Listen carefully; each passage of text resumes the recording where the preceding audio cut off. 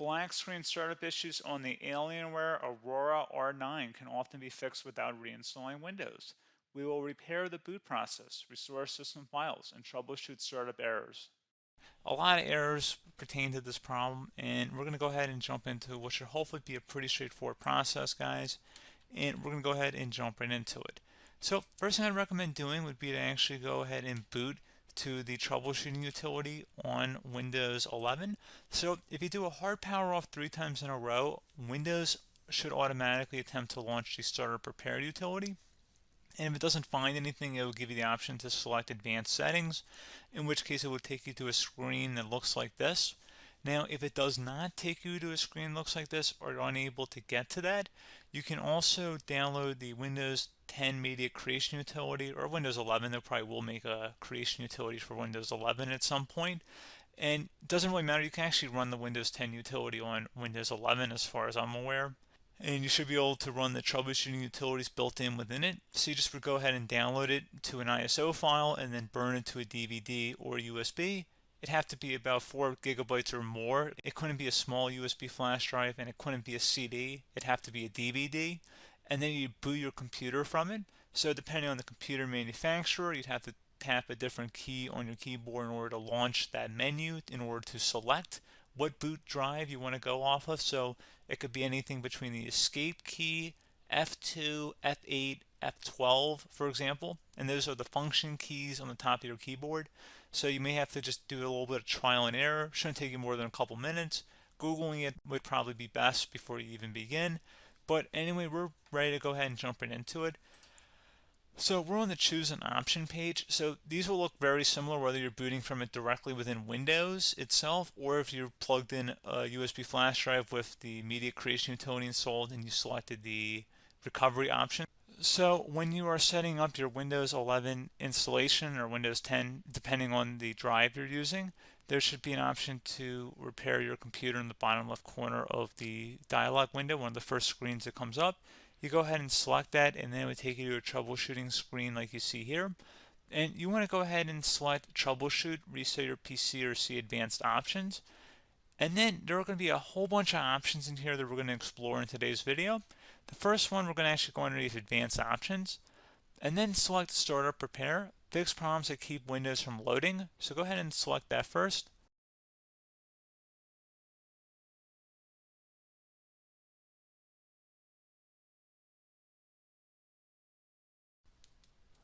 Okay, so you can see it could not repair our PC. That was our first option we could try. Something else, if we go back into advanced options here and then select troubleshoot, we're going to go underneath advanced options again. You can go ahead and actually access safe mode by selecting startup settings.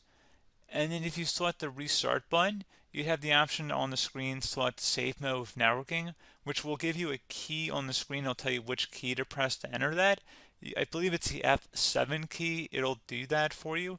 I'm not going to go over that in today's tutorial because I don't really want to go into safe mode, but you're more than welcome to attempt that by going into here and then selecting restart. Again, it'll launch another screen. It'll say what key do you want to press, and it'll give you like 7 or 8 different options, and you want to select safe mode with networking. There's also an option for a command prompt too, but that's going to be something we're going to cover later in this video, and we don't even have to go through that in order to access it. So that's why I'm not going to really push for that, because unless you know exactly what's causing the problem, you probably don't need to go into safe mode. Unless you're trying to recover files, in which case then you definitely can go into safe mode, but we're trying to actually recover our computer here. So I hope that makes sense. Something else we can also try here as well would be to uninstall updates, remove recently installed quality or feature updates from Windows. So if you go ahead and select that, you can uninstall the latest quality updates, which generally is the more day-to-day updates. Feature updates are the less regularly released ones, like the big ones. I would equate it to service packs in like Windows 7 and Windows Vista and Windows XP. So larger updates that occur once or twice a year at most. And the quality updates are more just a regular update. So probably obviously depend, it'll take longer if you're going to try and uninstall the latest feature update versus quality update. And maybe you don't need to go back that far. So just giving you guys a couple of pointers with that. Something else you can also look at here, and we're going to jump into the command prompt in a little bit, but you can select System Restore, which will use a restore point recorded on your PC to restore Windows. And this is something I would highly recommend here, guys. So select next. Assuming you have a restore point saved on your computer, you go ahead and select the most recently created one, and you'll select next, and then you'll select the drive. You shouldn't actually have to select the drive. You can scan for affected programs, but we're going to keep it all default here, and then we're going to select finish. So once started, system restore cannot be interrupted. Do you want to continue? I think we're going to select yes. I don't think we have anything better to do on our computer right now, so just give it a moment here to initialize. It will take a couple minutes to run, obviously depending on how large your hard drive is and how much is saved on the system restore point. So just give it a couple minutes here.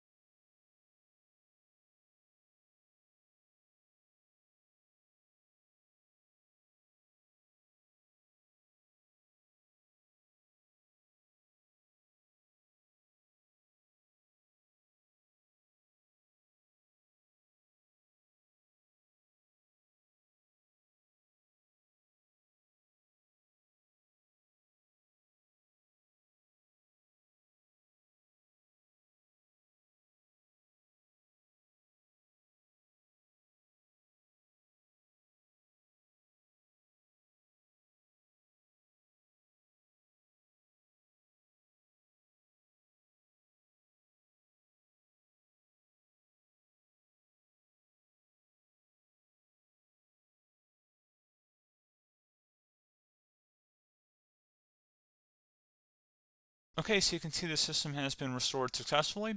We're going to go over a couple different methods in addition to that if that did not work. So I'm just going to pause the video and we're going to start back on the recovery screen that we started with. Okay, so a couple other things we can try here too. If you go back into troubleshoot, you can select reset your PC while you choose to keep or remove your personal files and then reinstalls Windows.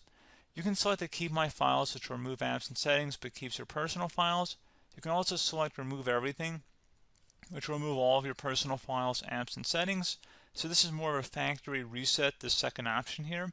First option, it should not delete all of your personal files. However, it will pretty much clear most of your programs. And keep in mind, there's no guarantee that your information, number one, is even still available and easily recoverable on your computer to the point that you actually would be able to recover anything.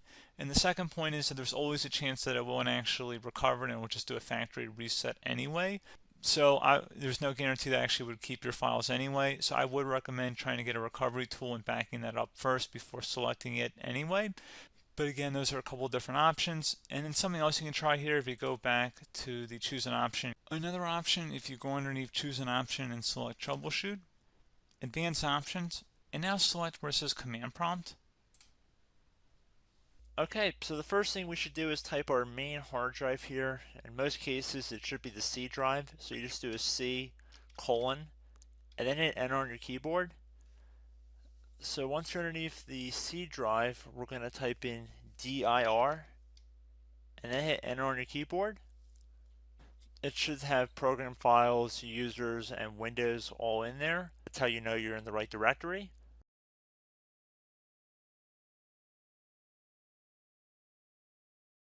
In some cases, it might be the D drive as well, so just keep that in mind.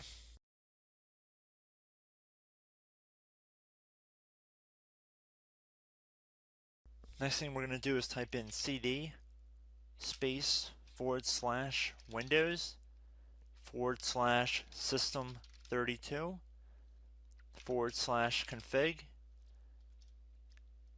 and then you're going to hit enter on your keyboard.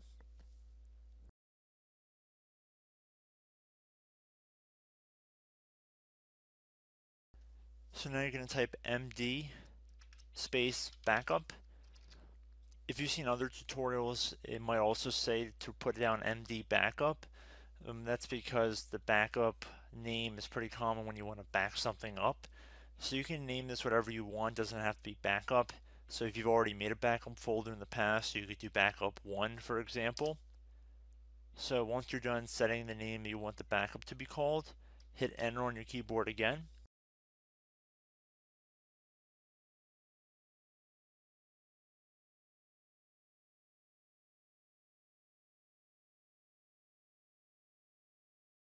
At this point you want to type copy, C-O-P-Y, space, then you want to do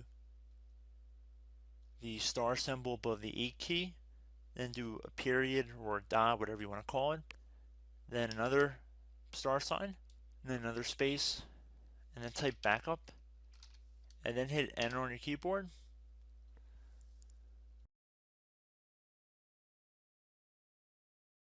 Now you want to type CD reg back, REGBACK,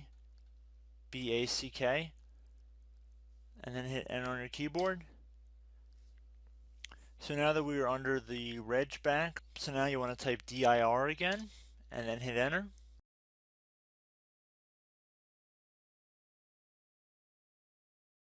So now at this point we're going to type copy again. So copy, space, star sign, dot, another star sign, space, and then 2 dots. So we're going to type copy, space, star sign, dot, sign, star sign, dot, dot, and then hit enter on your keyboard again. So for overwrite, you want to overwrite all. So type A on your keyboard, so capital A, and then hit enter on your keyboard.